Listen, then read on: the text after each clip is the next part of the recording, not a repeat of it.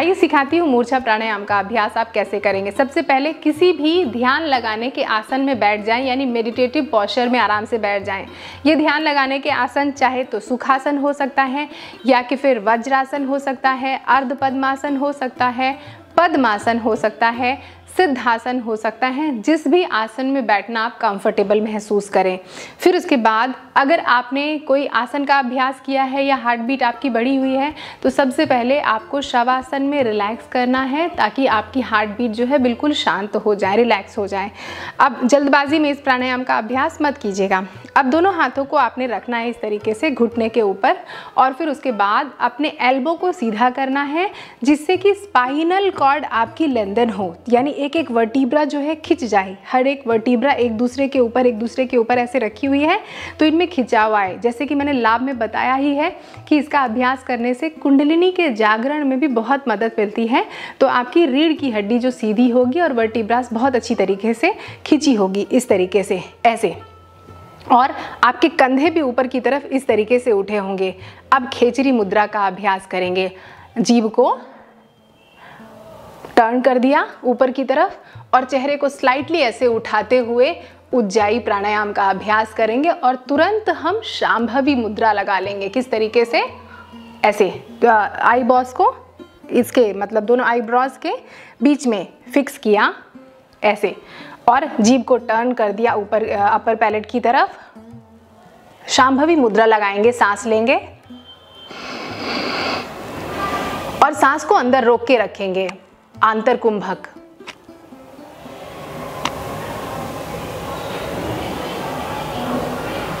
और फिर उसके बाद धीरे से अपने चेहरे को सामने की तरफ, नज़रों को धीरे से फ्लोर की तरफ, फिर आंखों को बंद कर लें और अपने शोल्डर्स को जो है तो रिलैक्स होने दें और नॉर्मल ब्रीदिंग करें। और इस अभ्यास के बाद जो भी आपको चेंजेस महसूस हों, शारीरिक या मानसिक, उनकी जानकारी बना के रखें और शांत बैठें। इस अभ्यास को करते वक्त आपका कुंभक पर पकड़ जितना अच्छा होगा वो इतनी अच्छी बात है। अगर सांस को जितना अंदर आप ज़्यादा देर तक रोक सकते हैं, मूर्छा की अवस्था या बेहोशी की अवस्था को उतनी ही अच्छी तरीके से आप महसूस कर पाएंगे। अगर आपको सीखना है कि कुंभक किस तरीके से करते हैं तो मैंने इसके लिए सेपरेट वीडियो बना रखी है, उसका लिंक मैं नीचे डिस्क्रिप्शन में दे दूँगी। फिर से करते हैं। आपने अपने दोनों हाथों को घुटने पर रखा, अपने दोनों हाथों को एल्बो से सीधा किया, कंधों को उठा लिया, खेचरी मुद्रा लगाई, उज्जाई प्राणायाम किया और शांभवी मुद्रा लगाई, सांस लिया और सांस को अंदर रोक लिया।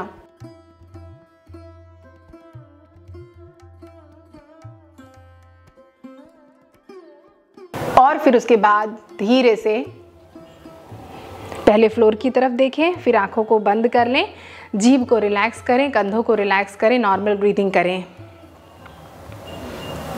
हर एक अभ्यास के बाद दूसरे अभ्यास में जाने से पहले कुछ देर रुकें, उनके एक्सपीरियंसेस को महसूस करें, फिर उसके बाद दूसरे राउंड में जाएं। कभी भी जल्दबाजी में इस अभ्यास को नहीं करना है। अब मैं इंस्ट्रक्शंस दे रही हूँ, उन इंस्ट्रक्शंस को फॉलो करके आप इस अभ्यास को कीजिएगा।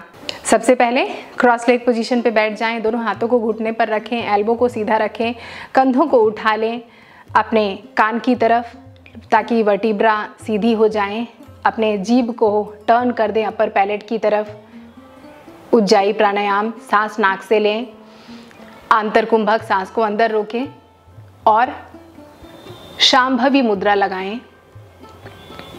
अपने आईब्रोज के बीच में गेज करें, चेहरे को छत की तरफ स्लाइटली, सांस यथाशक्ति रोकें जब तक रुक सके, और फिर उसके बाद धीरे धीरे धीरे धीरे धीरे आंखों को बंद कर लें, शांत बैठे रहें और कंधों को भी रिलैक्स कर दें।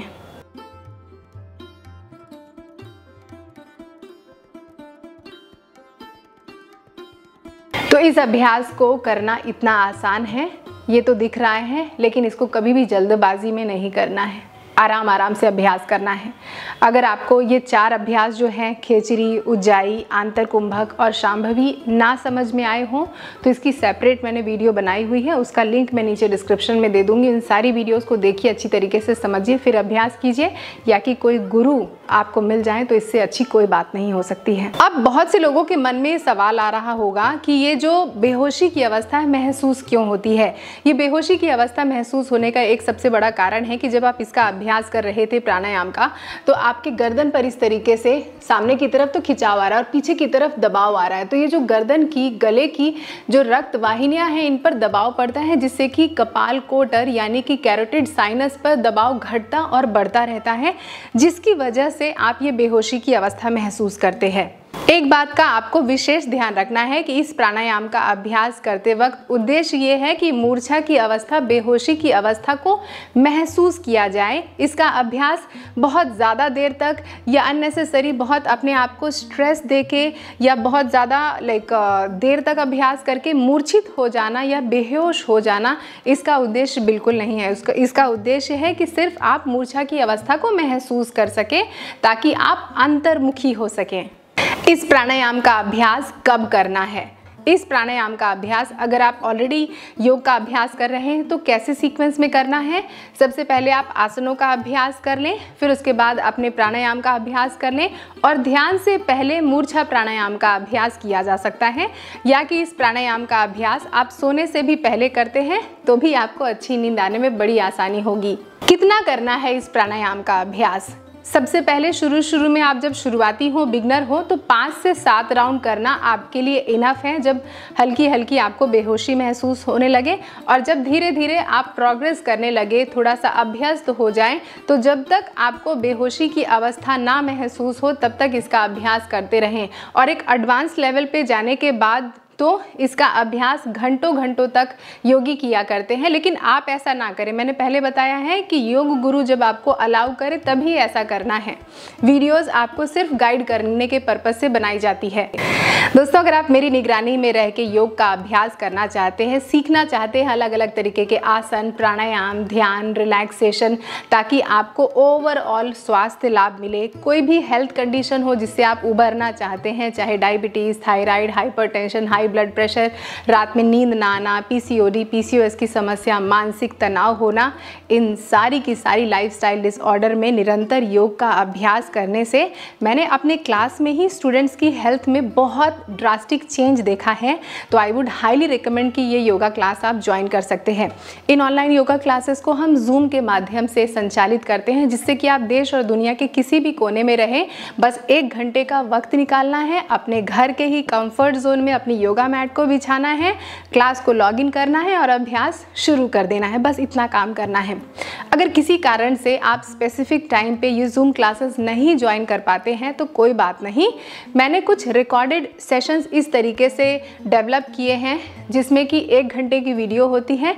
आप जैसे ही इन कोर्सेज को परचेस करते हैं आपको तुरंत एक्सेस मिल जाता है और आप अपने घर के ही कंफर्ट जोन में अलग अलग तरीके के आसन, प्राणायाम, ध्यान, निरंतर योग का अभ्यास कर सकते हैं। और एक बार ये कोर्स परचेज करने के बाद आपको लाइफ टाइम का एक्सेस मिल जाता है, यानी बार बार कोर्स परचेज भी नहीं करना है। आपके पास हमेशा ये वीडियोस रहेंगे, आप इनको कभी भी प्ले कीजिए और अभ्यास कीजिए। अगर आप इन कोर्सेज और क्लास के बारे में और जानकारी चाहते हैं तो मैंने यहाँ पर अपनी वेबसाइट शेयर कर दी है, जो कि है www.yogavidshahida.com, या कि फिर यहाँ पर मैंने ये व्हाट्सएप नंबर शेयर किया है। इस व्हाट्सएप नंबर पर अगर आप एक व्हाट्सएप कर देते हैं तो क्लास के बारे में और कोर्स के बारे में आपको सारी जानकारी तत्काल भेज दी जाएगी। जाइए चेकआउट कीजिए। देखा आपने स्टेप बाय स्टेप मैंने कितनी आसानी से आपको सिखाया कि मूर्छा प्राणायाम का अभ्यास कैसे करना है। मैं एक बार फिर से बता दूं कि वीडियो आपको गाइड करने के पर्पज से बनाई जाती है। आप इसका अभ्यास किसी प्रशिक्षित योग गुरु की निगरानी में करें ताकि आपको स्टेप बाय स्टेप वो गाइड कर सके और आपको किसी भी तरीके की परेशानी या तकलीफ ना हो। अगर आपका सुझाव है कि फ्यूचर में कौन से टॉपिक पर वीडियो बननी चाहिए तो मुझे नीचे कमेंट करके ज़रूर बताइएगा। और ये वीडियो आपको कैसी लगी, सारे के सारे अभ्यास आपको कैसे लगे वो भी मुझे ज़रूर बताइएगा, क्योंकि आपके फीडबैक से वीडियोस को बेहतर करने में मुझे बहुत मदद मिलती है। अगर आपने वीडियो को यहाँ तक देख लिया है और चैनल को सब्सक्राइब करना भूल गए हैं तो जाने से पहले चैनल को ज़रूर सब्सक्राइब कर दीजिएगा, इससे मुझे बहुत मोटिवेशन मिलता है। नेक्स्ट वीडियो में बहुत जल्दी मिलूंगी। आप सभी अपना ध्यान रखें, ख्याल रखें और निरंतर योग का अभ्यास करते रहें। नमस्ते।